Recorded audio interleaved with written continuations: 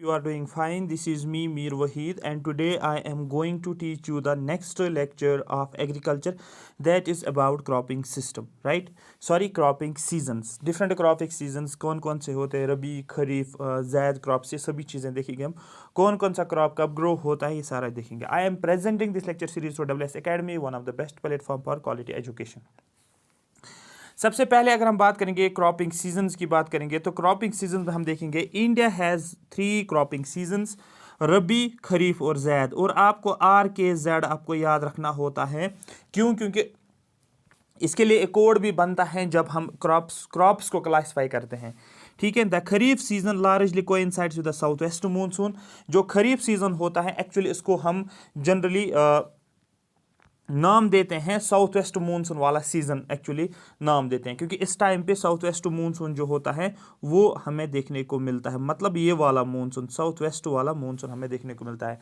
Under which cultivations of tropical crops such as rice, cotton, jute, jowar, bajra and tur is possible. तो इसमें जो हमारे खरीफ season होता है जिसको हम जनरली आप ये बोल सकते हो रेनी सीज़न भी बोलते हैं, इस टाइम पे हमें क्या देखने को मिलता है, इस टाइम पे हमें साउथ वेस्ट मानसून भी एट द सेम टाइम हमें देखने को मिलता है. और इनको यहाँ पर हमें कल्टीवेशन किसकी होती है खरीफ सीज़न में, ट्रॉपिकल क्रॉप्स की. और बहुत ज़्यादा इंपॉर्टेंट जो है दैट इज़ राइस, आपको याद रखना है. Rabi season begins on the onset of winter. जब विंटर का विंटर स्टार्ट होता है, फॉर एग्जांपल अक्टूबर का टाइम आता है, तो उस टाइम पे रबी सीजन जो है वो शुरू हो जाता है. जैसे कि अक्टूबर से लेकर नवंबर का टाइम पीरियड होता है और ये कब तक रहता है, आपको बोलना मार्च अप्रैल तक. तो यहाँ अक्टूबर नवंबर से लेकर मार्च अप्रैल के आसपास हमें क्या देखने को मिलता है, आपको बोलना है ये रहता है हमारा रबी सीजन. और खरीफ सीजन क्या रहता है, आपको बोलना अक्टूबर नवंबर, और यहाँ पर क्या करना है जून जुलाई आपको याद रखना है. जून जुलाई से लेकर अक्टूबर नवंबर, फिर अक्टूबर नवंबर से शुरू हो जाता है मार्च अप्रैल तक रबी सीजन, और ये खरीफ सीजन होता है. ठीक. रबी सीजन्स को हम जनरली जो क्रॉप्स होते हैं उनको हम विंटर क्रॉप्स के नाम से भी जानते हैं. ठीक है. तो इसमें क्या होता है, इसमें कल्टीवेशन हम करते हैं टेम्परेट और सब ट्रॉपिकल क्रॉप्स. क्वेश्चन अगर पूछा जाएगा खरीफ सीजन में कौन से क्रॉप्स ग्रो होते हैं, आपको बोलना ओनली ट्रॉपिकल क्रॉप्स. क्वेश्चन पूछा जाएगा रबी सीजन में कौन से क्रॉप्स ग्रो होते हैं, आपको बोलना टेम्परेट और सब ट्रॉपिकल क्रॉप्स. जैसे कि वीट, ग्राम, मस्टर्ड. याद रखना वीट, ग्राम, मस्टर्ड. वीट के ऊपर क्वेश्चन पूछा जाता है, ये विंटर सीजन में ही आप रबी सीजन में इसको ग्रो किया जाता है. In between rabi and kharif season, for example ये अगर रबी सीजन चल रहा है, ये अगर खरीफ सीजन चल रहा है, ठीक है, ये अगर खरीफ सीजन चल रहा है, ये अगर रबी सीजन फिर आ गया, रबी सीजन आ गया, फिर एक और सीजन आता है और फिर से खरीफ सीजन आ गया, खरीफ सीजन आ गया. तो दैट मीन्स अगर आप यहाँ पर आप देखोगे, मैंने क्या बोला, मैंने बोला ये जून से लेकर जुलाई के जून जुलाई के आसपास अक्टूबर नवंबर तक सपोज मैं रखता हूँ अक्टूबर, फिर अक्टूबर से यहाँ तक लेकर करो मार्च, फिर यहाँ पर हाँ फरवरी तक भी बोल सकते हो, यहाँ पर रखो अप्रैल वाला महीना, फिर यहाँ पर क्या आएगा मई, जून, अप्रैल, मई, यहाँ पर जून, फिर से याद रखो. तो दैट मीन्स ये जो होता है इसको ज़ैद बोलते हैं. तो जो खरीफ सीजन और रबी सीजन के बीच में जो गैप बच जाती है कुछ मंथ्स की, 1-2 मंथ्स की, तो उसको हम ज़ैद सीजन के नाम से जानते हैं. यहाँ पर हम किन क्रॉप्स की प्रोडक्शन करते हैं, आपको बोलना है वाटरमेलन, ठीक है, मस्क मेलन, कोकुम्बर, वेजिटेबल्स और फोडर क्रॉप्स को ग्रो किया जाता है. Sugarcane takes almost a year to grow. Sugarcane को कम से कम एक साल लगता है ग्रो होने में. ये इंपॉर्टेंट क्वेश्चन है. क्वेश्चन पूछा जाता है कि शुगर केन को कितना टाइम लगता है ग्रो होने में, आपको बोलना है शुगर केन को ऑलमोस्ट 1 साल लगता है ग्रो होने में. अब यहाँ पर देखेंगे हम टेबल के फॉर्मेट में आपको क्वेश्चन कैसे बनेगा. जैसे हम देखेंगे नॉर्दर्न स्टेट्स और साउदर्न स्टेट्स में कैसे कैसे क्वेश्चन पूछते हैं. क्रॉपिंग सीजन, खरीफ सीजन जून से लेकर सितंबर, आप जनरली याद रखना जून से लेकर सितंबर. रबी सीजन अक्टूबर से लेकर मार्च, अप्रैल से लेकर जून. तो ये हो गए 3 सीजन्स. अब इस टेबल में हमें दिया गया है, अगर आप ध्यान से देखोगे यहाँ पर नॉर्दर्न स्टेट्स में खरीफ सीजन में राइस, कॉटन, बाजरा, मेज, जवार को क्या किया जाता है, ग्रो किया जाता है. और रबी सीजन में वीट, ग्राम, रैप सीड और यहाँ पर क्या होता है मस्टर्ड, बार्ले. ज़ैद टाइम्स में क्या होता है वेजिटेबल्स, फ्रूट्स और फोडर. लेकिन अगर आप साउदर्न स्टेट्स में आ जाओ, यहाँ पर भी राइस ग्रो होता है, ये आपको याद रखना है. और यहाँ पर आप देखो, यहाँ पर मेज़ यहाँ पर भी है और मेज़ यहाँ पर भी है. मेरी बात समझ आ रही है. और रबी सीजन में भी रबी सीजन में भी राइस को जनरली कहाँ पर साउदर्न स्टेट्स की अगर हम बात करेंगे, साउथ इंडिया की जनरली हम बात करेंगे, वहाँ पर राइस को जो है रबी सीजन में भी ग्रो करते हैं, मेज़ को भी रबी सीजन में ग्रो करते हैं, रागी को भी रबी सीजन में ग्रो करते हैं, ये आपको याद रखना है। ग्राउंड नट तो आपको पता है, ग्राउंड रबी सीजन में क्वेश्चन पूछा था, ग्राउंड नट जो है रबी सीजन में ही ग्रो हो जाता है, ठीक है। और यहाँ पर आप देखो ग्राउंड नट भी क्या है, खरीफ सीजन में भी ग्रो होता है। तो वेजिटेबल्स यहाँ पर भी, वेजिटेबल्स यहाँ पर भी। अब क्वेश्चन कैसे बनेगा, क्वेश्चन अगर आपको पूछा जाएगा जनरल में, इन जनरल में कि राइस किस सीजन में ग्रो होता है, आपको बोलना राइस जो होता है वो ग्रो होता है खरीफ सीजन में, इसको आप सीधे टिक करोगे। कॉटन कौन सा क्रॉप है, आपको बोलना है खरीफ क्रॉप है। मेज आपको पूछा जाएगा, आपको बोलना है खरीफ क्रॉप है। क्वेश्चन पूछा जाएगा वीट क्या कौन सा क्रॉप है, आपको बोलना रबी क्रॉप है। मस्टर्ड क्या है, आपको बोलना ये रबी क्रॉप है, ये विंटर वाला क्रॉप है। मेरी बात समझ आ रही है। इसी तरीके से आपको क्वेश्चन पूछा जाएगा वेजिटेबल्स के, आपको बोलना है ज़ैद क्रॉप है। फ्रूट्स आपको पूछा जाएगा, आपको बोलना है ये ज़ैद क्रॉप के साथ आ जाता है, ठीक। अब यहाँ पर जो है कौन कौन से क्रॉप्स इंडिया में ग्रो होते हैं, आप बोलोगे सर बहुत सारे क्रॉप्स इंडिया में ग्रो होते हैं, जैसे कि हम राइस वीट की बात करेंगे। A variety of food and non food crops are grown in different parts of the country depending upon the variation of soil climate and cultivation practices. India में हम फूड क्रॉप्स और non food crops को भी grow करेंगे। मैं बताऊंगा अभी list of food कौन से होते हैं और नॉन फूड क्रॉप्स कौन से होते हैं। अब क्यों यहाँ पर अलग अलग क्रॉप्स ग्रो होते हैं, जैसे फूड क्रॉप्स भी नॉन फूड क्रॉप्स, क्योंकि थ्रू आउट इंडिया अगर हम देखेंगे यहाँ पर डिफरेंट सॉइल्स हमें देखने को मिलता है, क्लाइमेट भी वेरी करता है, कहीं पर मूनसून क्लाइमेट, कहीं पर वार्म क्लाइमेट, कहीं पर कोल्ड क्लाइमेट, कहीं पर आप वेस्टर्न डिस्टर्बेंस देखने को मिलेगा। और कल्टिवेशन प्रैक्टिसेस भी जो है ये अलग अलग देखने को मिलता है। Major crops grown in India are rice, wheat, millets, pulses, tea, coffee, sugarcane, oil seeds, cotton, jute extra. अब क्वेश्चन कैसे पूछा जाता है, सबसे पहले पूछा जाएगा आपको राइस कौन सा क्रॉप है, क्या ये रबी क्रॉप है, क्या ये खरीफ क्रॉप है। मैंने पहले ही बोला आपको ये खरीफ क्रॉप है।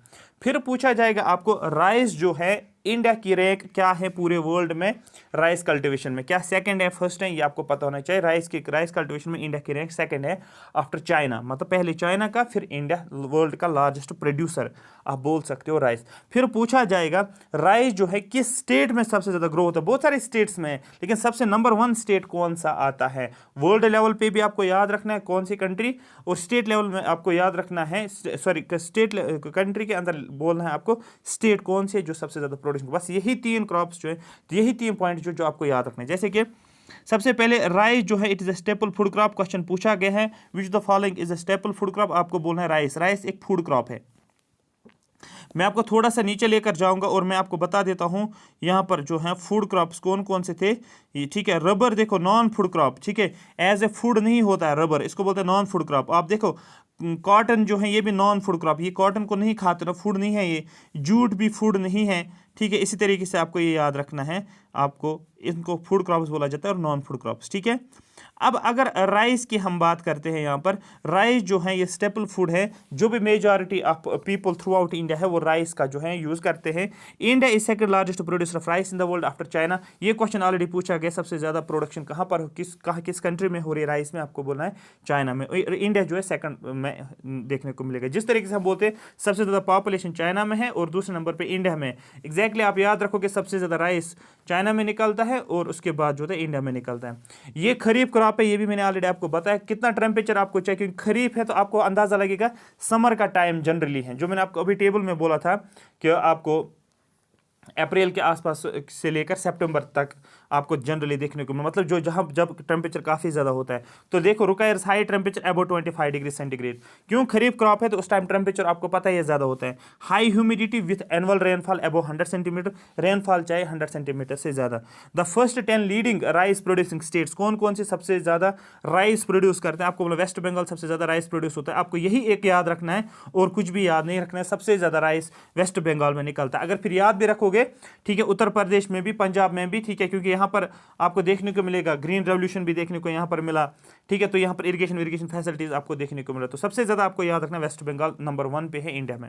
वीट की बात करेंगे, ये second most important cereal crop है। राइस के बाद हमारे पास जो होता है सीरियल क्रॉप दैट इज बहुत ज़्यादा इंपॉर्टेंट है, दैट इज वीट।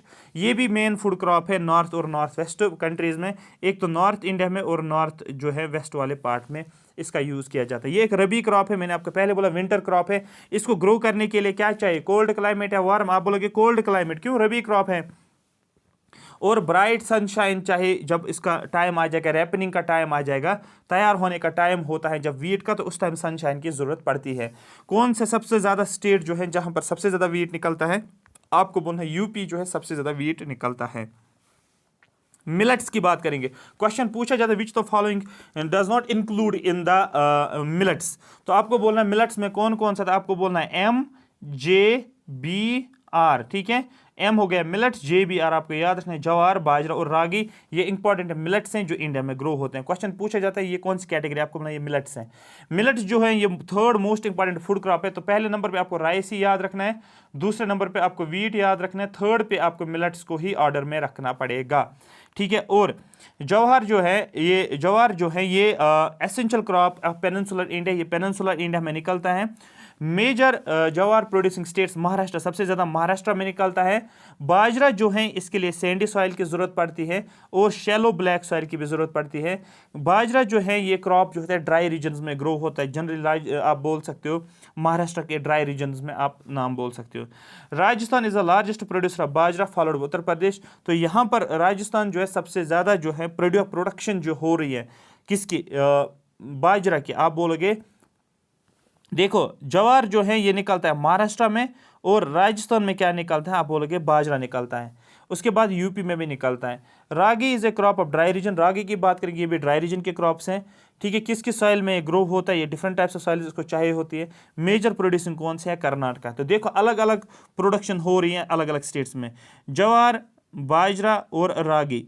रागी सबसे ज़्यादा कर्नाटका में निकलता है, बाजरा सबसे ज़्यादा निकलता है यूपी में, और जवार सबसे ज़्यादा निकलता है महाराष्ट्र में। तो आपको सीधे पता होना चाहिए JMBU, ठीक है, बी आप JM, ठीक है, JMBURK, तो आपको याद रखना है RK।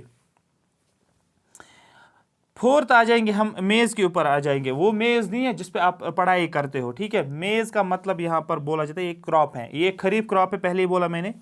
टेम्परेचर चाहे 21 डिग्री से लेकर 27 डिग्री सेंटीग्रेड के आसपास, इसको ओल्ड एलोवियल सॉइल की ज़रूरत होती है, और ओल्ड एलोवियल को ही क्या बोला जाता है, मैंने आपको बोला भी था ओल्ड एलोवियम और न्यू एलोवियम, खादर और बांगर की मैंने बात की थी अगर आपको याद होगा। तो इसके लिए ओल्ड एलोवियम की ज़रूरत पड़ती है।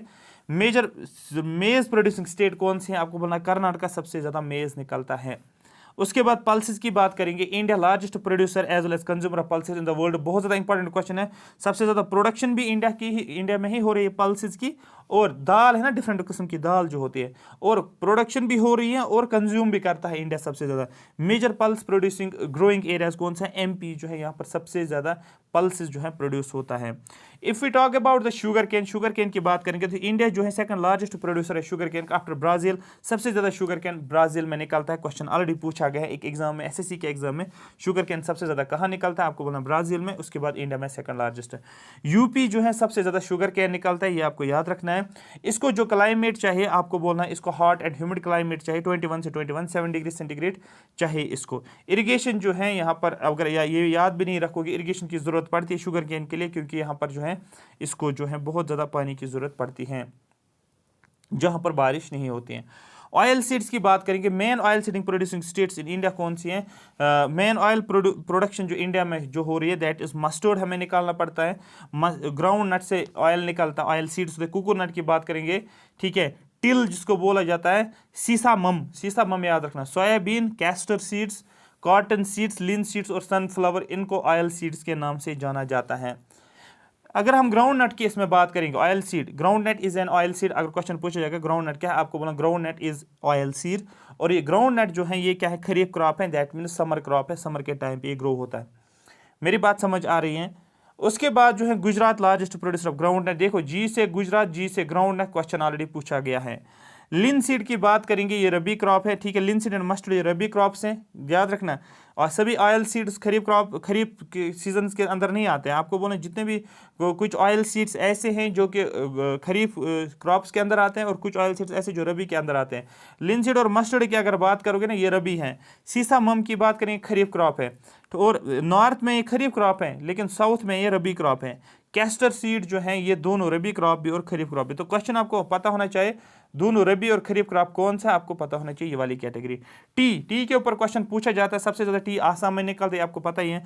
और टी जो है इसको प्लांटेशन एग्रीकल्चर में लिया जाता है। कॉफ़ी भी प्लांटेशन एग्रीकल्चर की कैटेगरी में आते हैं, ठीक है। ये इंपॉर्टेंट बेवरेज है, introduced initially by British. Question पूछा जाएगा इनिशियली इंडिया में जो टी की प्रोडक्शन की किसने की, आपको बोलना है ये ब्रिटिशर्स जो है लेकर आए हैं, यहाँ पर फिर टी कल्टीवेशन हो गई है। ठीक है, टी इज एवरग्रीन, एक एवरग्रीन प्लांट होता है and mainly grows tropical and sub tropical climate. ये क्वेश्चन पूछा गया टी किस क्लाइमेट में ग्रो होता है, आपको बोलना है ट्रॉपिकल से सब ट्रॉपिकल क्लाइमेट में टी की ग्रोथ होती है। इंडिया जो है second largest producer of T after China, China के बाद। तो सबसे पहले आप याद रखोगे राइस भी सबसे पहले चाइना और उसके बाद टी भी सबसे ज़्यादा चाइना। और आपको पता है जब आप अगर आपने पढ़ा होगा गवर्नमेंट ऑफ इंडिया एक्ट्स आपने पढ़े होंगे, जब आप पढ़ते हो क्या 1813 आप पढ़ते हो और 1800 आई थिंक 33 आप पढ़ते हो। फिर जब आप 1813 पढ़ते हो चार्टर एक्ट ऑफ 1813 आप पढ़ते हो ना, और उसके बाद चार्टर एक्ट ऑफ 1833, यहाँ पर क्या बोला जाता है, तो जो क्या बोलते हैं उसको, जो ब्रिटिश गवर्नमेंट होती है वो क्या करती है, वो रेगुलेट करती है। किसको रेगुलेट करते हैं, जो ईस्ट इंडिया कंपनी यहाँ पर होती है, और उसको बोला जाता है कि 1813 में बोला जाता है जो ईस्ट इंडिया कंपनी को क्या किया जाता है, उसको बैन किया जाता है क्या, जो भी ट्रेड होता है टी का, सॉरी टी की ट्रेड इंडिया के अंदर और टी की ट्रेड चाइना। ठीक है, मेरी बात समझ आ रही है, एक जो टी का ट्रेड होता है इंडिया में और चाइना में, जो इंडिया में टी का ट्रेड होता है उसको क्या किया जाता है, उसको क्लोज किया जाता है। ठीक है, उसको सस्पेंड किया जाता है, और जो T in trade in China जो होता है उसको रिटेन रखा जाता है। ठीक है, लेकिन फिर 1833 में क्या होता है, जो टी कल्टीवेशन होती थी चाइना में उसके लिए भी क्या किया गया, ब्रिटिश ईस्ट इंडिया कंपनी को क्या किया गया है, उसको जो है बैन किया गया है। बैन हम नहीं बोल सकते, सस्पेंड किया गया है कि वो टी की कल्टीवेशन यहाँ पर मतलब रेगुलेशन लगाया गया है टी के ऊपर भी। तो ये आपको याद रखना है, टी के रिलेटेड जो है इंडिया में 1813 की बात और 1833 की अगर बात करूँ कि चाइना में भी इसको क्या किया गया है, रेगुलेट किया गया है। तो यहाँ पर मुझे एक्चुअली टी का याद आया क्योंकि ब्रिटिश गवर्नमेंट ने ही लेकर आए हैं, यहाँ पर सबसे ज़्यादा उन्होंने पहले से ही उन्होंने कल्टिवेशन किए इसके। तो सबसे ज़्यादा प्रोड्यूसर कौन सा है, फिर आप बोलना है चाइना पूरे वर्ल्ड में। आसाम जो है लार्जेस्ट प्रोड्यूसर टी इंडिया में है, ये आपको पता है। और मैंने आपको टी के लिए बोला भी है कौन सी सॉइल इसको चाहिए, वो अलग एक टॉपिक बनता है सॉइल में। कॉफ़ी की बात करेंगे, ये भी प्लांटेशन क्रॉप है लेकिन ट्रॉपिकल रीजन्स में है। ठीक है, और 3 वैरायटीज होती है कॉफ़ी की। क्वेश्चन अगर पूछा जाएगा कौन कौन सी varieties, which of the following is not a variety of coffee. फिर पूछा जाएगा आपका अरेबिका है, रॉबस्टा है, ठीक है, उस और इसके बाद है लिबेरिका। तो ये 3 वैरायटीज निकलती हैं ARL। ठीक है, ARL आपको याद रखना है, CRL कार्ल भी आप याद रखो, कार एल लिखो, कार और एल, दैट मीन्स कार हो गया कॉफ़ी, A और RL, ये 3 वैरायटीज है। इसकी क्वेश्चन पूछा गया है ऑलरेडी, इसलिए आपको इसमें ज़्यादा फोकस रखना है। India mostly grow superior quality coffee, India में सुपीरियर क्वालिटी कॉफ़ी है वो कौन सी है, अरेबिका। क्वेश्चन पूछेगा इंडिया में सबसे सुपीरियर क्वालिटी कॉफ़ी कौन सी देखने को मिलती है, आपको बोलना इंडिया में जो कॉफ़ी हमें देखने को मिलती है वो अरेबिका कॉफ़ी है। Which is in great demand in the international market, जिसकी डिमांड ज़्यादा है इंटरनेशनल मार्केट में। इनिशियली जो कल्टीवेशन हो रही थी इसको इंट्रोड्यूस किया गया था बाबा बूडान हिल्स। क्वेश्चन पूछा गया बाबा बूडान हिल्स के ऊपर कि सबसे इनिशियली कॉफी की कल्टीवेशन किस जगह पर किया गया, आपको बोला Baba Budan hills. And even today cultivation is confined Nilgiri in Karnataka. आजकल के टाइम पे कर्नाटका में भी आप नीलगिरी में क्या करते हो, कल्टीवेशन करते हो, केरला तमिलनाडु में। तो सबसे ज़्यादा कॉफ़ी कहाँ पर निकलता है, आपको बोला कॉफ़ी निकलता है कर्नाटका में, लीडिंग प्रोड्यूसर है कॉफ़ी इन इंडिया। और दूसरा जो है India 7th largest producer of coffee globally, ये आपको याद रखना है, बहुत ज़्यादा इंपॉर्टेंट है। स्पाइसेस की बात करेंगे, spices pepper, chillies, turmeric, ginger, cardamom, clove and areca. ठीक है, areca nut are the major spice cultivation India. बहुत सारे स्पाइसेस भी इंडिया में जो हैं कल्टिवेट होता है। उसके बाद जो हमारे पास हॉर्टिकल्चर क्रॉप्स, हॉर्टिकल्चर में जनरली जो आपके फ्रूट्स आते हैं, जो आपके फ्लावर्स आते हैं और जो आपके वेजिटेबल्स आते हैं, ये होते हैं हॉर्टिकल्चर। क्वेश्चन पूछा जाएगा हॉर्टिकल्चर में किसकी बात की जाए, आपको बोला हॉर्टिकल्चर का मतलब है fruits, flowers and vegetables. FFV की आपको याद रखना है, ये आपको एग्जाम में पूछा जाता है। इंडिया सेकंड लार्जेस्ट प्रोड्यूसर है फ्रूट्स और वेजिटेबल्स आफ्टर चाइना। तो चाइना सबसे लीडिंग है किसमें, हॉर्टिकल्चर्स में। India contribute 13% of the world production of vegetables. India में वर्ल्ड में जितनी भी प्रोडक्शन हो रही है वेजिटेबल्स की, उसमें से इंडिया 13% कंट्रीब्यूट करता है। नेक्स्ट टॉपिक जो रहेगा हमारा वो रहेगा अबाउट नॉन फूड क्रॉप्स। ये क्या होते हैं ये समझना जरूरी है। इसमें हम रबर की बात करेंगे, इसमें फाइबर क्रॉप्स की बात करेंगे, कॉटन, जूट। और कॉटन के ऊपर, जूट के ऊपर क्वेश्चन पूछा जाता है, इसको गोल्डन फाइबर के नाम से जाना जाता है। ये क्वेश्चन ऑलरेडी पूछा गया है, जूट। और जूट कौन बोलते हैं, सबसे ज्यादा वेस्ट बंगाल के लोग सबसे ज्यादा जूट बोलते हैं। मेरा कहने का मतलब ये कि जूट नहीं बोलते हैं, मतलब वहां पर सबसे ज्यादा जूट निकलता है वेस्ट बंगाल में। कोड के हिसाब से आपको याद रखना है। और ये भी क्वेश्चन पूछा जाता है प्रोटीन किस में होता है, क्या जूट में, क्या कॉटन में, प्रोटीन कहाँ किस में पाया जाता है। ये क्वेश्चन ऑलरेडी पूछा गया, प्रोटीन के ऊपर क्वेश्चन पूछा गया कि प्रोटीन सबसे ज़्यादा प्रोटीन जो है किस वाले फाइबर क्रॉप पे है, क्या वो कॉटन में है, क्या वो जूट में है, या और भी आगे देखा जाएगा, उन सभी में हम देखेंगे। आई होप यहाँ तक ये बात आपको समझ आएगी। Thank you so much for watching मी। तो अगर आपको ये लेक्चर अच्छा लगा तो कमेंट सेक्शन में अपना कमेंट मेंशन करो। आपको 1 मिनट लगेगा कमेंट लिखने में, so that we will also feel कि हमें और अच्छे से जो है चीज़ों को प्रोवाइड करना पड़ेगा। Thank you so much for watching me.